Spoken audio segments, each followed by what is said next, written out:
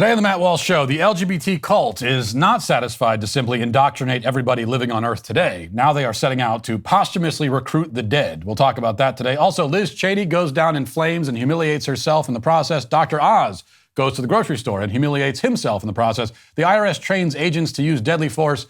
But based on the footage from this training session, I don't think we have much to worry about. In our Daily Cancellation, Serena Williams announces her retirement and, of course, whines about sexism on the way out the door.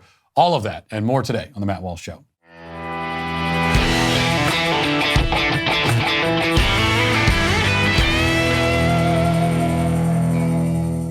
The Supreme Court decision to overturn Roe is a huge, albeit long overdue step in the right direction, but there's still a long way to go to rid our country of abortion completely. Many companies are bowing to the woke mob by donating to pro-choice causes and candidates or reimbursing their employees' travel expenses so that if they live and work in a pro-life state, they can travel to a pro-abortion state and get an abortion and be back at work on Monday.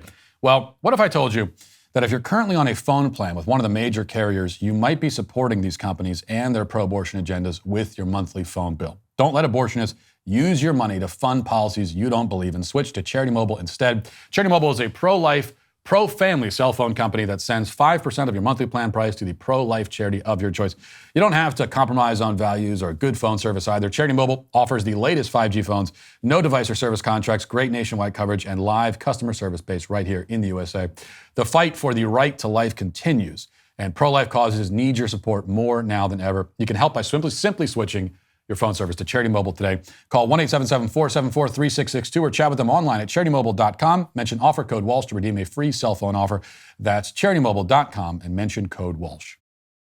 Last week, the Globe Theatre in London announced a new play called I, Joan, about the legendary 15th century saint Joan of Arc.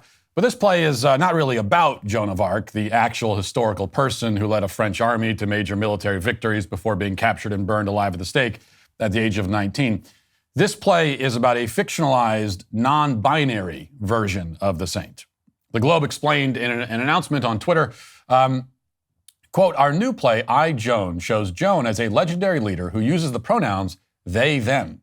We are not the first to present Joan in this way, and we will not be the last. We can't wait to share this production with everyone and discover this cultural icon." So, first of all, shouldn't the play be called We, Joan, if it's they, them pronouns? But of course, grammatical consistency is the least of the problems that we have here. Accompanying the announcement is a promotional image showing Joan of Arc, frail, dirty, sullen, and wearing a chest binder.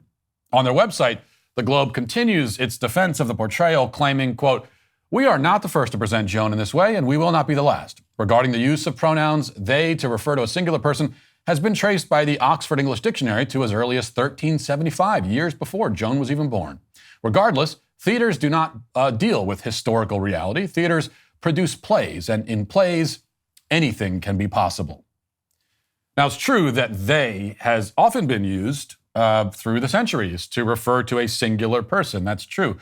But that's only when you're talking about a singular person in the abstract or hypothetically, or if you don't know the individual's sex. So, for example, somebody cuts you off in traffic and all you see is their back bumper and you don't know who it is. You might remark that they are an a-hole. Or if you're more dedicated like me, you might speed up so that you can get a good look at the person and then cuss them out with more specificity. But if you're speaking about a specific known individual, the pronoun they makes no sense and serves no intelligible purpose. There is no precedent in the English language or any other language of using they to refer to a specific man or a specific woman instead of just saying he, him, her, or her. And there is certainly no precedent of individuals selecting their own pronouns for themselves and demanding that others abide by that preference. There is no precedent for that. That has never existed anywhere in the world, and it certainly did not exist in medieval France. Now, the theater takes refuge in the fact that theatrical productions don't have to deal strictly with historical reality. And yes, there is indeed a long tradition of events and people from history being partially or totally fictionalized for the sake of telling a story. But in this case, they're fictionalizing Joan of Arc in a way that completely negates nearly everything that made Joan of Arc significant to begin with. The whole point of the Joan of Arc story, the reason she's remembered by history and has been revered down the centuries, the reason that she's a patron saint of France, the reason that she's beloved as one of the great Catholic saints, is that she did all that she did as a woman. to erase her womanhood is to erase her. This really isn't very much different from reimagining Frederick Douglass or Martin Luther King Jr. as white men. And something tells me that this theater, nor any other theater in the world, would be quite so artistically open-minded as to host a stage production depicting a black civil rights leader as a white dude. You know, the appetite to fictionalize history, the appetite for fictionalized retellings of historical events seems to be rather selective, shall we say.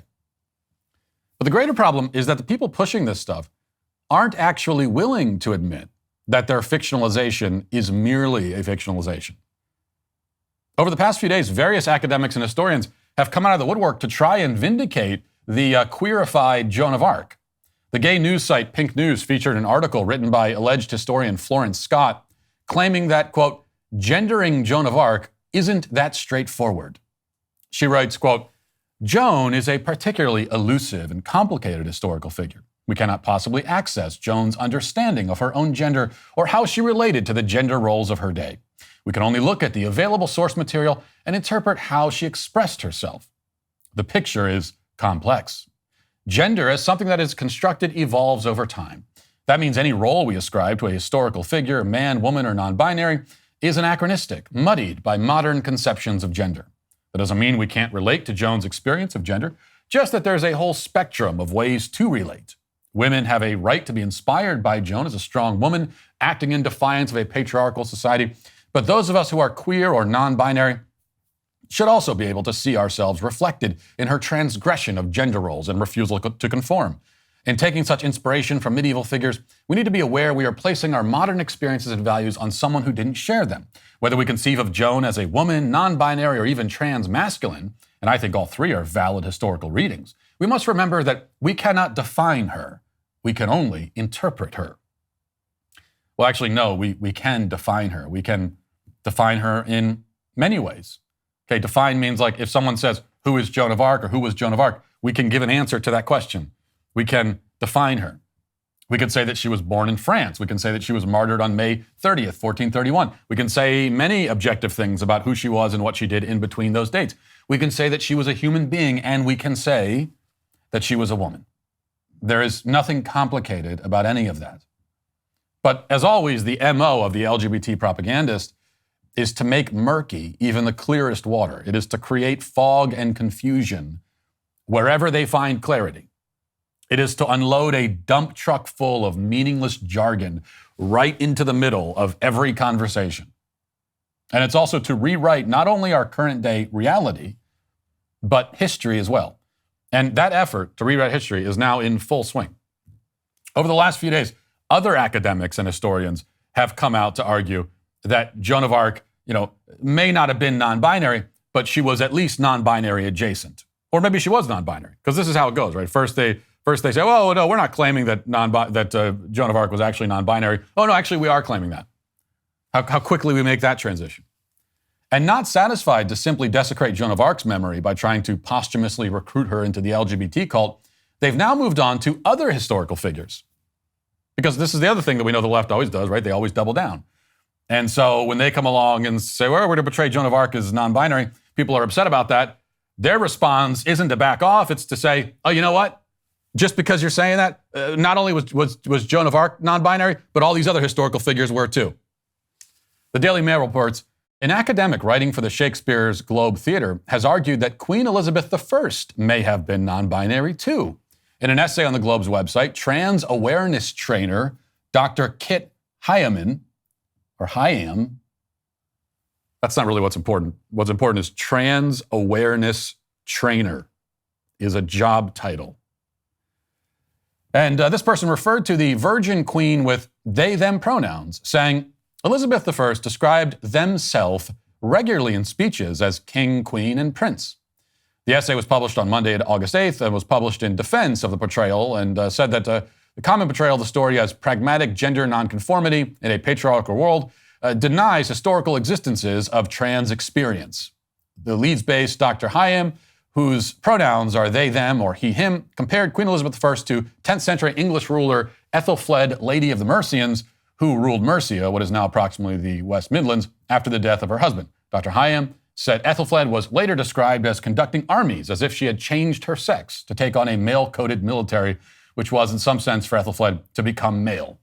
The writer and academic says that Elizabeth I chose to strategically emphasize their female identity or their male monarchical role at different points. Now, essentially, just to clarify as much as we possibly can, what these academics are arguing is that because these women of history did things not traditionally associated with women or not traditionally expected of women, they must not have been women. As always, the trans cult works to rigidly and fanatically reinforce the very gender binary that they pretend to be breaking down. In their world, it's impossible that a woman might simply elect to do masculine things. Because if a woman does act in such a way, then she's a man. Or at least she's non-binary. Either way, to sacrifice her femininity, even to the smallest degree, is, according to the trans activists, to sacrifice her very womanhood. Now, we can easily see why they're so desperate to find historical analogs for all of the gender identities they've made up over the past 12 seconds. They're desperate because they claim they didn't make any of this up. They claim that people are born trans, born non-binary, that these identities are deeply ingrained inside a person. And if that's their claim, it becomes a rather significant problem that these deeply ingrained and inherent identities never made an appearance anywhere on Earth for the whole history of the human species up until just now. It's not just a problem. In fact, history alone completely delegitimizes their entire worldview. All of history testifies against them. Their solution, therefore, is to retcon their worldview back into history. It's to start draping rainbow flags over the tombs of our ancestors. In some kind of perverse act of ideological necrophilia, they violate the dead, dragging them into their sexual cult. Their war on reality is not just, therefore, happening in the present. It's also happening, all the more so, in the past. Now let's get to our 5 headlines.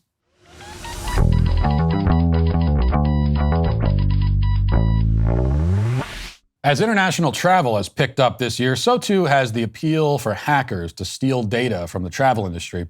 The Marriott International Hotel Group announced that 20 gigabytes of sensitive data, including guest credit cards and information, was stolen this past June. It's important to understand how cybercrime and identity theft are affecting our lives. Your personal information gets exposed so often that it's dangerously easy for a cybercriminal to steal your identity. You can protect your identity then, and you can do it easily with LifeLock by Norton. LifeLock detects and alerts you to potential identity threats that you may not be able to spot on your own, like loans taken out in your name, for example. If you do become a victim of identity theft, there's a dedicated US-based restoration specialist that will work to fix it for you. Nobody can prevent all identity theft or monitor all transactions at all businesses all the time, but it's easy to help protect yourself today with LifeLock. Identity theft protection starts here. Join now and save 25% off your first year at lifelock.com/Walsh. That's lifelock.com/Walsh for 25% off. Start with a little bit of political news. Liz Cheney, it's hard to even call this news. I think everyone was expecting this. Liz Cheney lost her primary race by a large margin. I have the margin in front of me. It was big. Everyone saw this coming. And we have her speech afterwards where first she compared herself to Abraham Lincoln. And then this, I think, is the clip where she moves on to other Civil War figures and continues this quite humble comparison. Let's listen. In May of 1864, after years of war and a string of reluctant Union generals, Ulysses S. Grant met General Lee's forces at the Battle of the Wilderness. In 2 days of heavy fighting, the Union suffered over 17,000 casualties. At the end of that battle, General Grant faced a choice. Most assumed he would do what previous Union generals had done and retreat. On the evening of May 7th, Grant began to move. As the fires of the battle still smoldered, Grant rode to the head of the column. He rode to the intersection of Brock Road and Orange Plank Road. And there, as the men of his army watched and waited, instead of turning north back towards Washington and safety, Grant turned his horse south toward Richmond and the heart of Lee's army. Refusing to retreat, he pressed on to victory. Lincoln and Grant and all who fought in our nation's tragic Civil War, including my own great-great-grandfathers, saved our Union. Their courage saved freedom. And if we listen closely, they are speaking to us down the generations. Okay, we can turn this off. We must not... Shut up, Liz. This is one of the reasons that she lost, by the way, is that she is, on top of everything else, I could not think of someone more lacking in any kind of charisma, incredibly boring, you know. And I think that actually is an important point here, because now it's the question of, well, why did she lose? And the narrative on the left and even on the right, in some cases, in many cases, really, is that Liz Cheney lost because she's a Trump critic, and that's why she lost. Is that she was going after Trump, and now she's gone because you can't attack Trump in the Republican Party.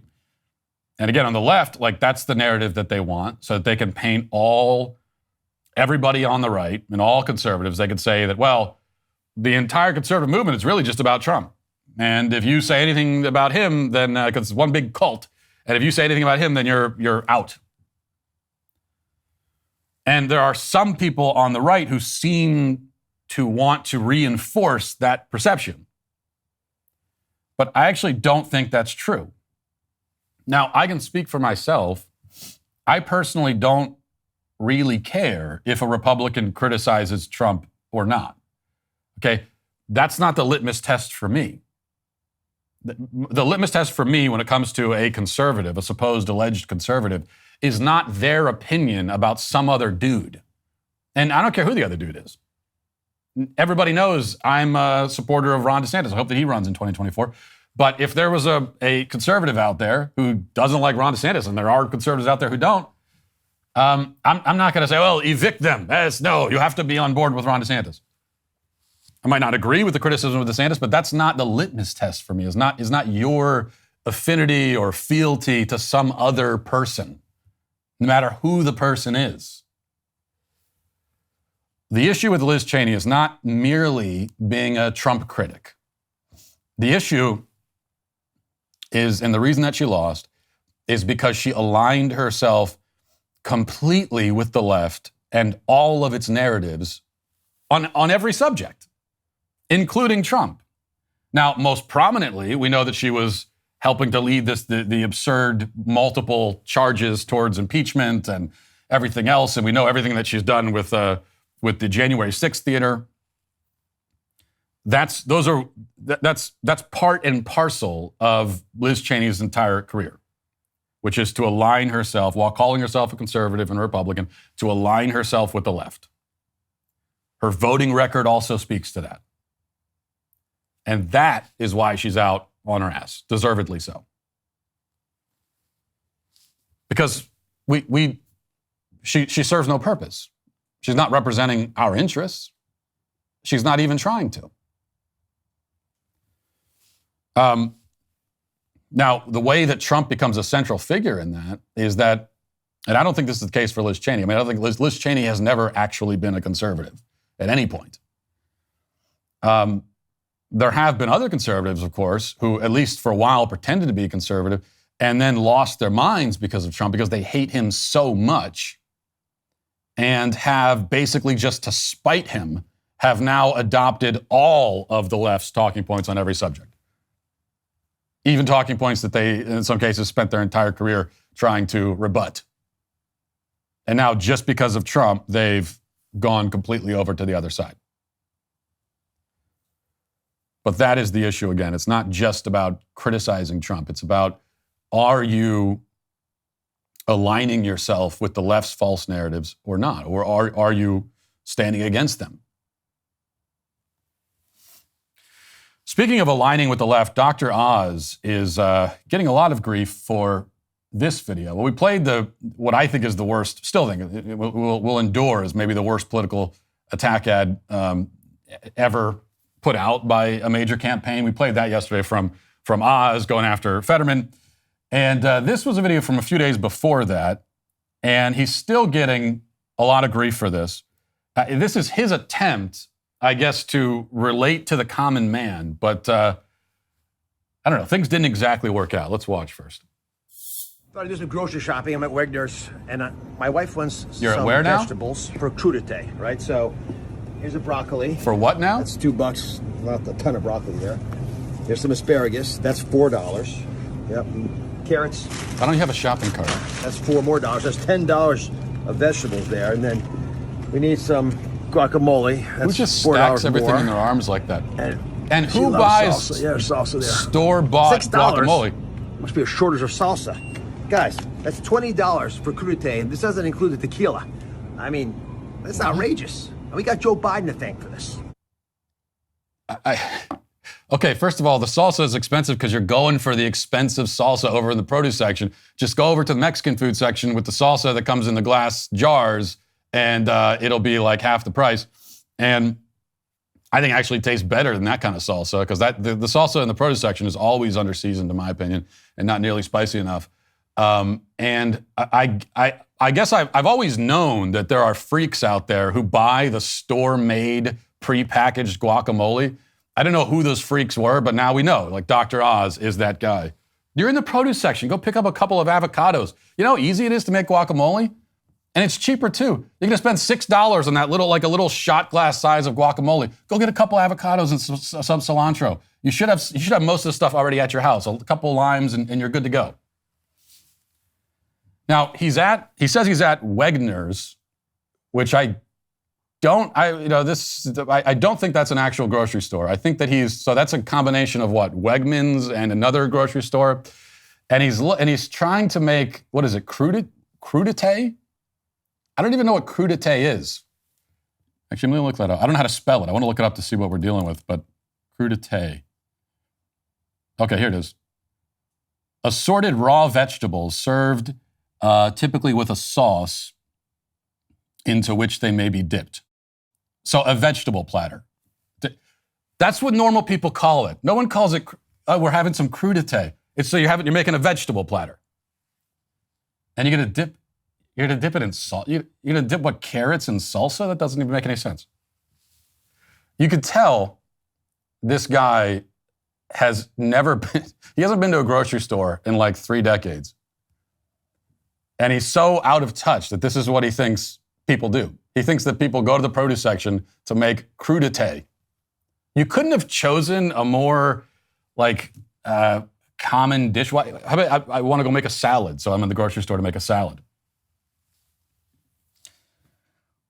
But this is who we got in Pennsylvania.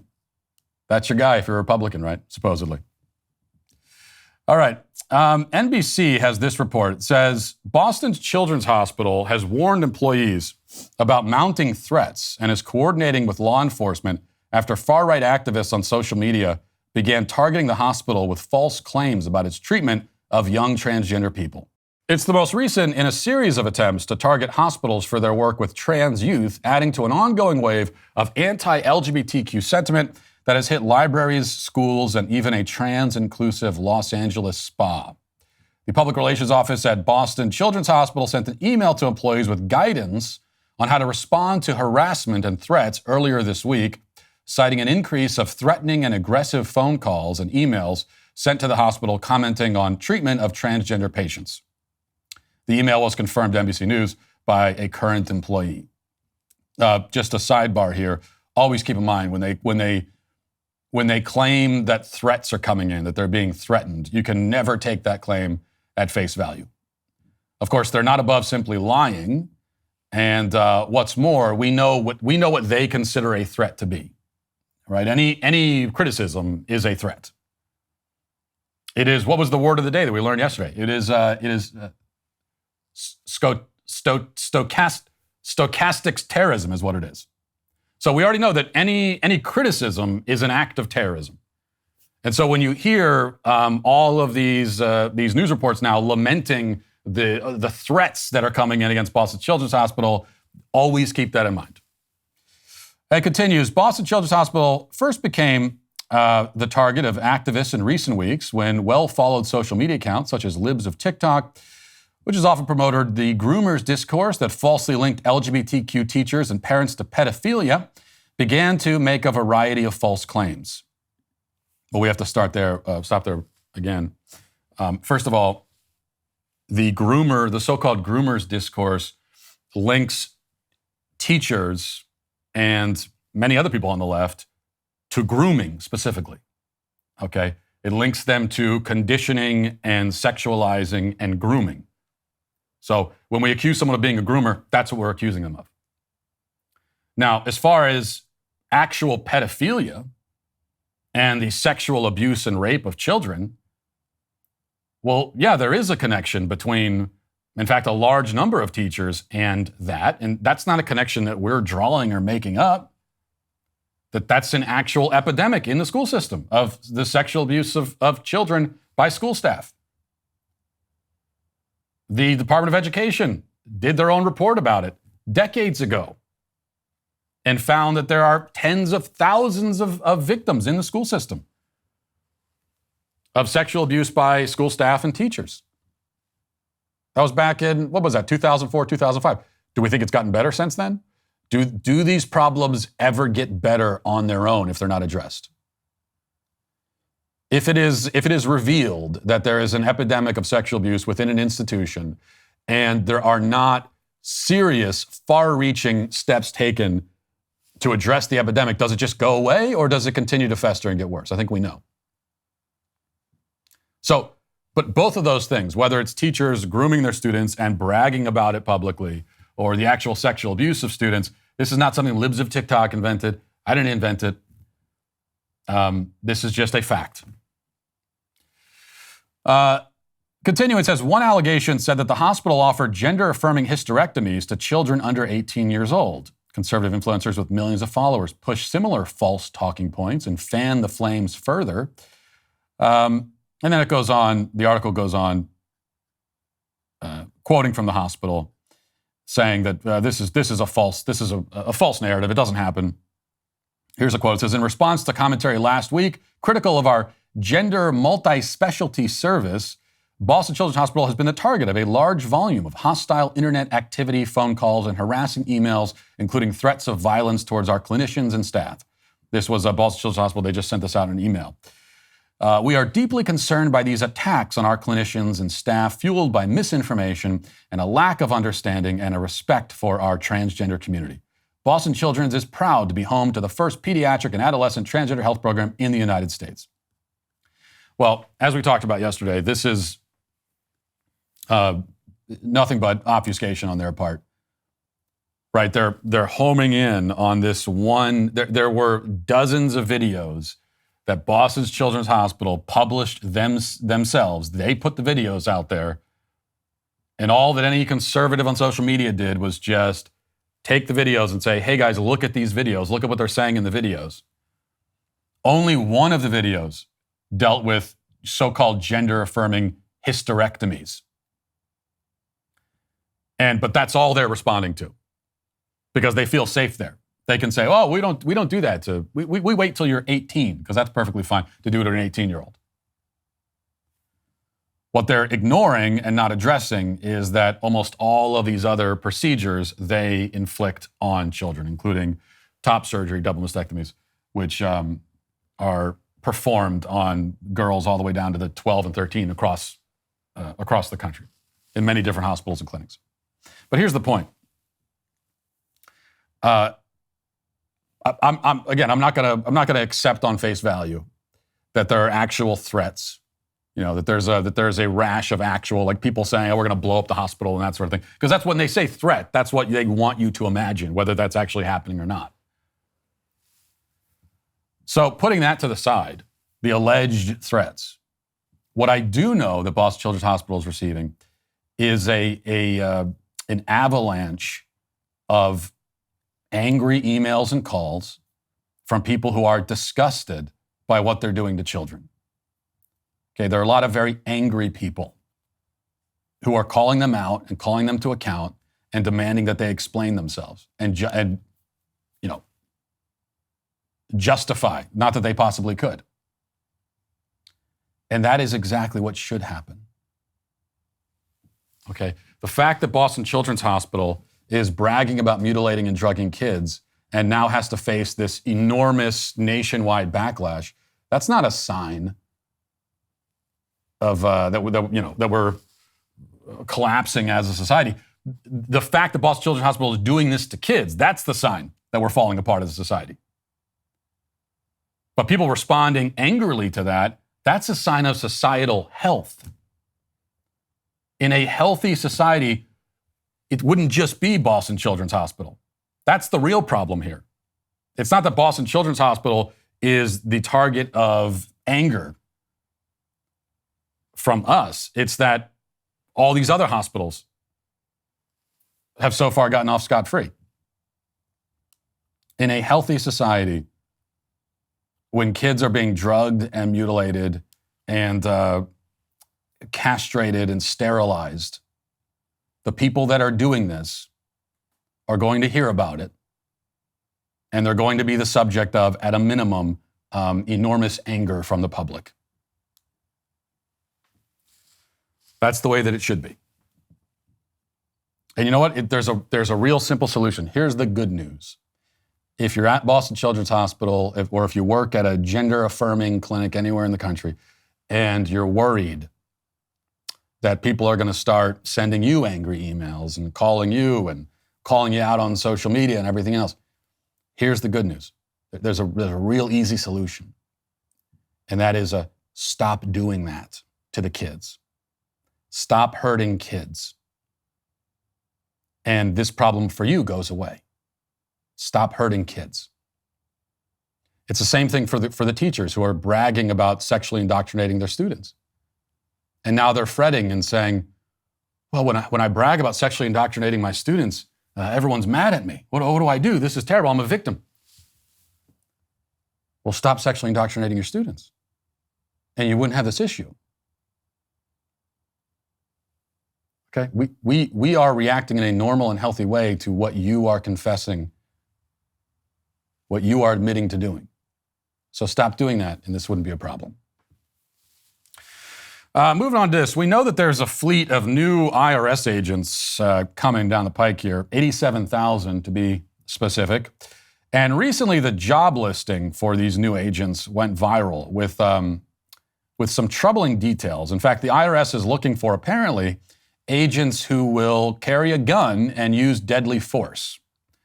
If you forgot to, claim your kid's lemonade stand income last year, or if you had a garage sale, if you had a yard sale, and sold some old pairs of jeans and like an old toaster, and you didn't claim it, well, watch out, because they're empowered to use deadly force. Now, this recruitment ad, this job listing went viral. Of course, the media is running cover for them with some important context. Here's Market Watch saying, with the headline, yes, the IRS is hiring criminal investigators empowered to use deadly force. But here's some important context. What is the context? They say the Internal Revenue Service's operations are catching heat as the tax agency is in line for an $80 billion budget boost under the Democrats' proposed spending plan. And now there's intense attention being focused on IRS workers who actually pack heat. It started as criticism from Republican leaders that the tax collecting agency would bring on 87,000 new employees to target regular, everyday Americans, quote unquote, with the $80 billion earmarked for the IRS and the Inflation Reduction Act reconciliation bill, which looks poised to become law.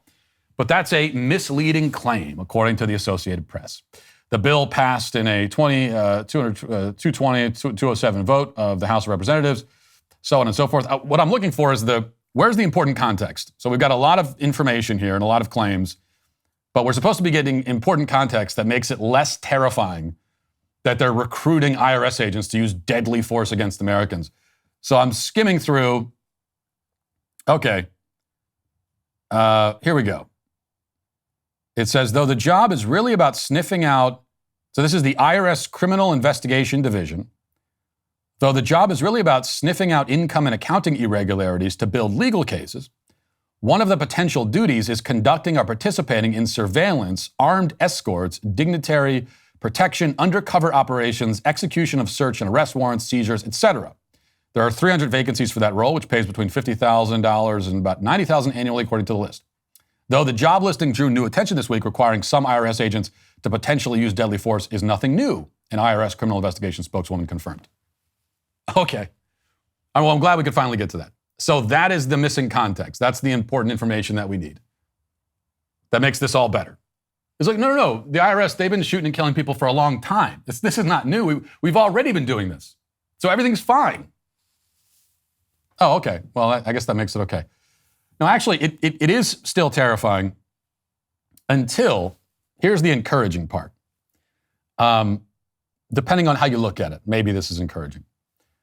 Representative Thomas Massey published some photos that he found from the IRS's recruitment class.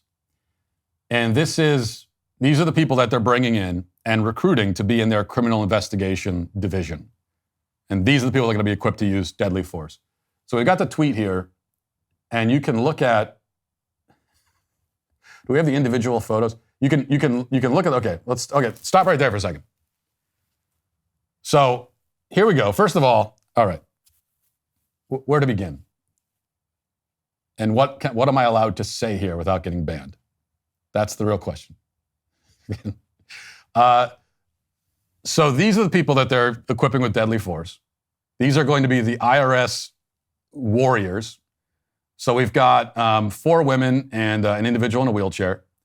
And apparently, the individual in the wheelchair, he's having a great time, and that's fine, because having fun is the most important thing. They tell you at the IRS, that's the first thing they tell you, is the most important thing is to have fun while you're shooting delinquent taxpayers. And apparently they're training the IRS agents to shoot people in the back. So he's pointing the gun right at somebody's back, whose hands are behind his back. And then you've got the other women in the back who are just kind of standing around. And I guess they figure, well, hey, this is already taken care of. We're going to take this guy out. That's what you get for discrepancies on your W-2. And then, but the more concerning picture is, can we go to the next picture? Dear God. Again, it's a question of where do we even begin? We've got, this is kind of a fun game here to go through and point out all of the gun safety violations that you can find in this picture.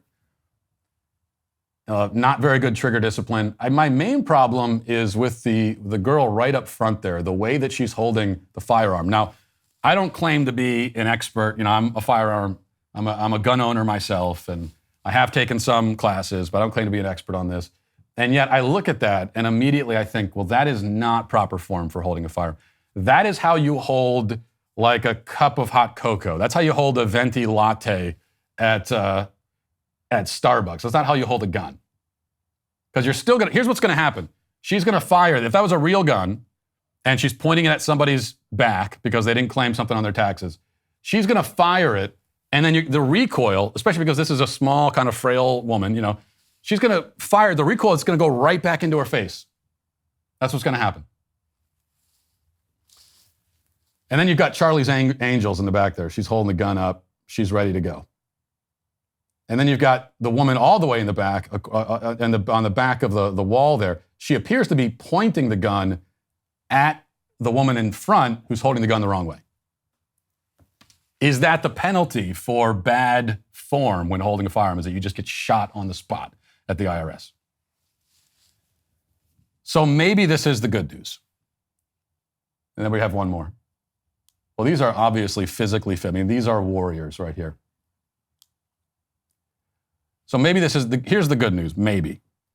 That if the IRS comes to your house, they're gonna end up shooting each other before they can shoot you.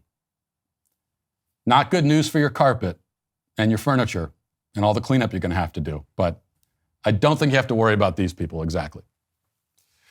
All right, let's get to our comment section.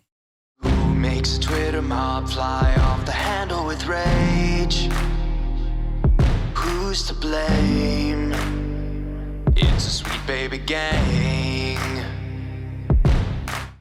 Andre says, Matt, on the work from home issue, I want to raise you 2 points you haven't brought up. One, work from home enables city dwellers like myself with tech jobs to finally move out and to the countryside. And 2, homeschooling, even for kids that attend public/private schools, investing the time you would otherwise spend on a commute into your children. I see that benefit outweighing the cons. Well, I agree with you on both counts. That's why I was saying yesterday about the work from home issue. Again, as someone who did work from home for years, there are definitely potentially benefits for it, but all of the benefits really come from the free time, because in a typical office environment, you are potentially wasting a lot of time. And that's not just the commute, but all the pointless meetings and everything. And in a lot of offices, there are people that are like constantly looking to justify their jobs. And so they're calling meetings that aren't necessary and they're just wasting everyone's time. And yeah, to be able to avoid that and yet still do your job, I can see the benefit. And then you're freeing up all that extra time. But then it becomes a question of what are you using the extra time for? And I think the unfortunate reality is that for so many of us, whether we work from home or not, because of modern luxuries and conveniences, we can free up a lot of time, but then we end up just giving that time back to the very technology that freed it up for us. So that's the thing about the technology. The technology is self-interested, right? It's very selfish. It's like, it doesn't want to help you just for you. It wants to help you so that you have more time to give to it. And I think that becomes a problem. All right. Another comment says, one thing I liked about working from home during the COVID lockdown is that I could listen to Sweet Daddy Walsh ruthlessly cancel people and throw down truth bombs during the workday. It's torture to have to wait till after work hours during the drive from home. That is a good point. That is, and I should have mentioned that. That is obviously the number one advantage from working from home. That does cancel out all the other potential negatives, is that you can listen to the show whenever you want. Jillian says, I've been a longtime viewer, and Matt Walsh is my favorite commentator. I am child-free, and I'm aware that it's a minority in conservative groups. The biggest reason that we don't want to take the term childless is because those who are child-free usually haven't had miscarriages. The term childless refers to those who have tried and haven't been able to carry to term or had a stillborn. The usage of child-free is not malicious. We just don't want to take the word childless because we made a conscious decision to not have children, and the term childless should belong to those who wanted them and grieve that they haven't been able to. It's not malicious intent. Child-free folks also do not hate children, at least the majority of us don't, and we just don't want any of our own. Also, most child-free are that way due to financial reasons. I'm a big advocate for making sure you're in a stable place before forcing someone into existence. A baby shouldn't be relied on to fix all of your problems in marriage, etc. They're a huge, huge commitment beyond infancy, and so many don't even see that. They just think, I want a cute baby. They don't think about how much work goes into it. It's a life commitment. Okay,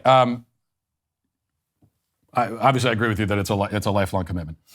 You say that the child-free community is not anti-child or doesn't hate children. I believe that that's the case for you, but just go to any so-called child-free forum. And the thing is, I can't spend a lot of time on those forums, but I have looked at them before. And that's like all you see is just people who despise kids and really do see them as a disease.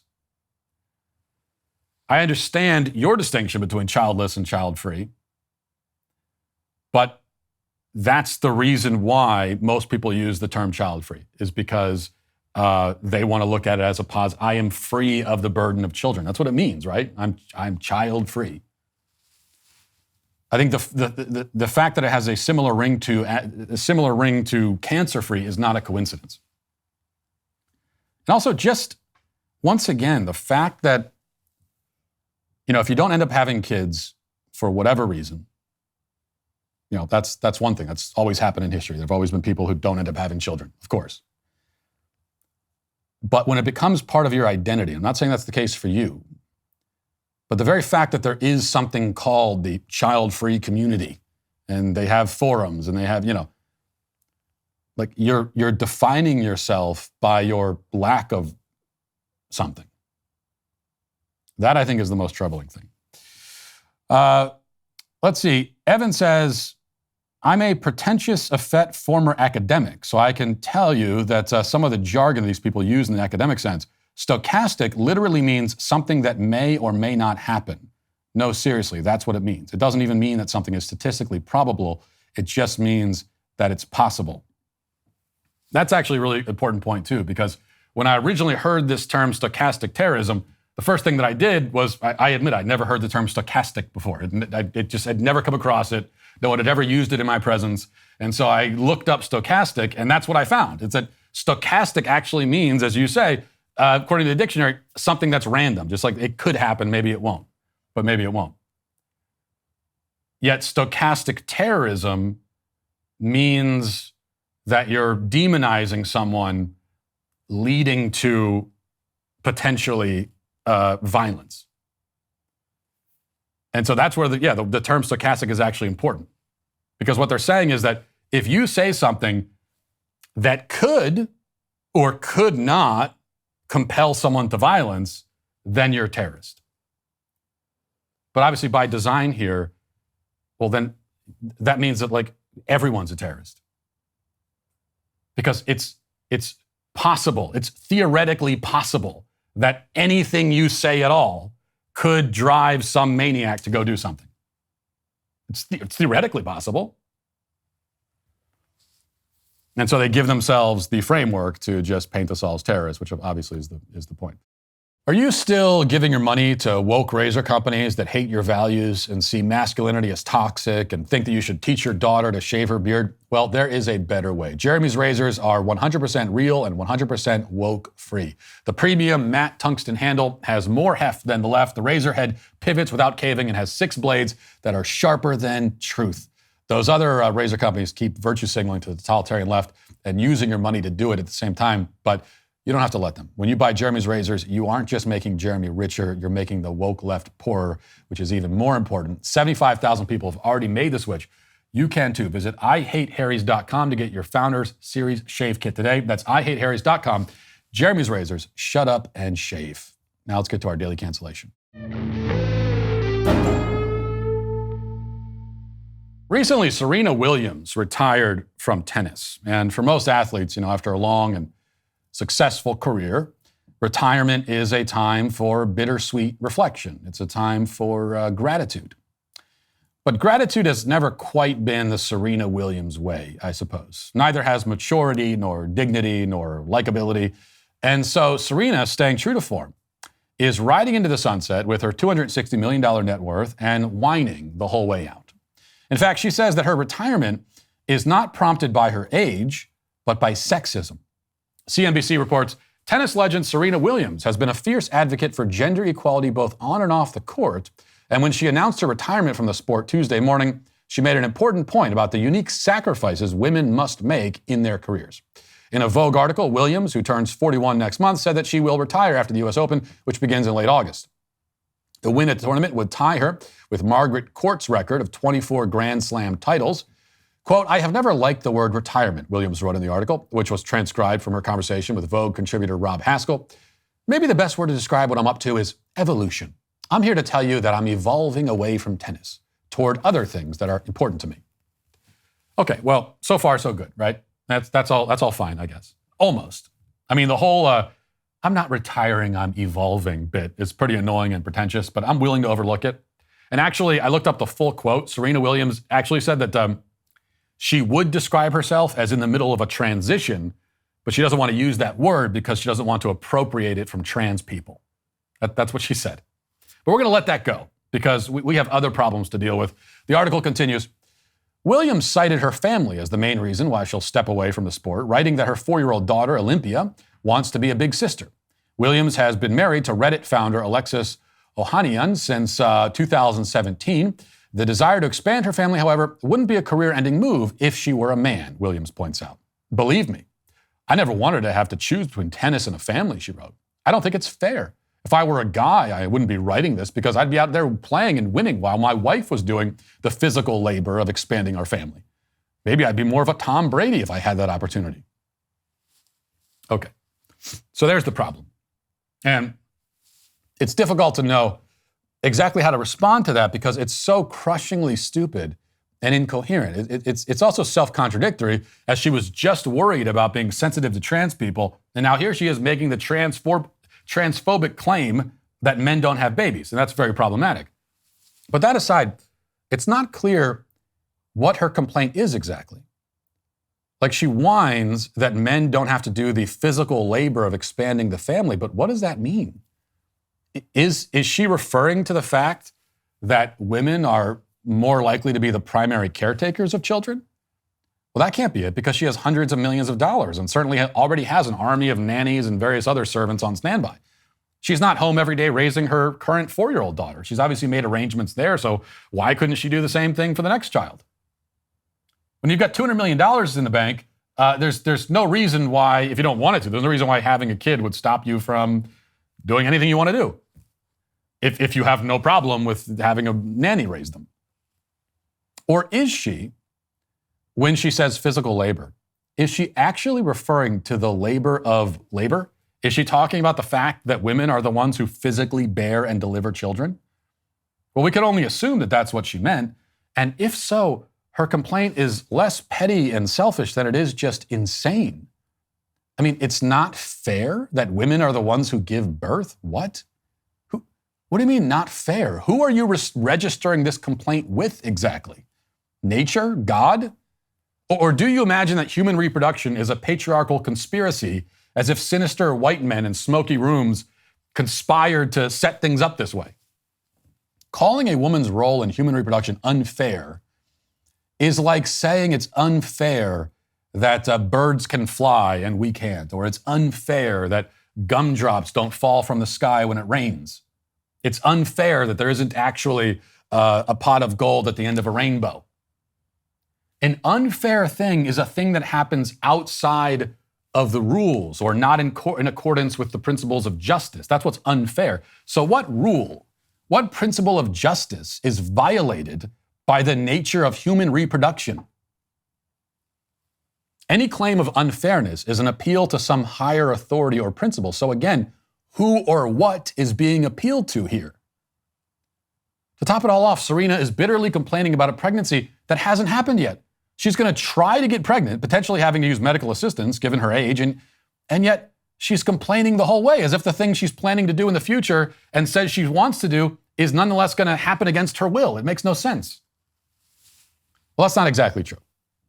I can make some sense of this.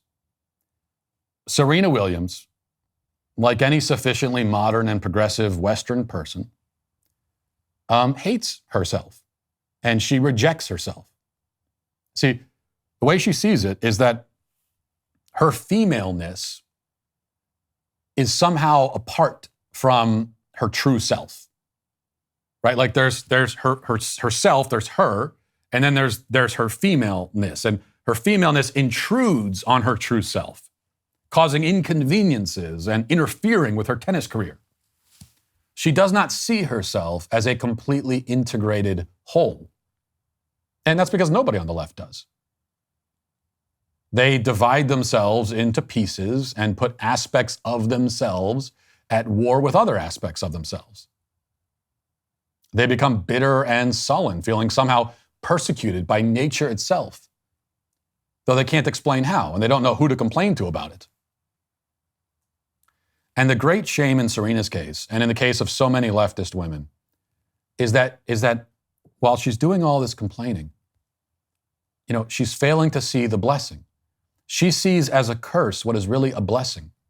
A woman's ability to conceive, to harbor and bring forth new life onto the earth is a beautiful, miraculous gift. And you know what? It's something far more significant and important than swinging a tennis racket around. So it's not just that she's complaining and whining about it. Oh, why do I have to be the one to give birth? Well, that's one way of looking at it, I guess. But the healthier way of looking at it, the way that has more gratitude and will make you a happier person, that also makes a lot more sense, is to say, I get to be the one.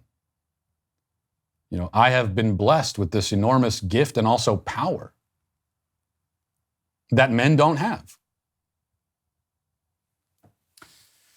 But as we already discussed, gratitude is unfortunately far outside the reach of people like Serena Williams. And that is why she is today, on the cusp of her retirement, canceled. And we will not leave it there for today. We, in fact, will go now to our next segment, our members-only segment. And if you are not a member, then go to dailywire.com, become a member, and we'll see you over there.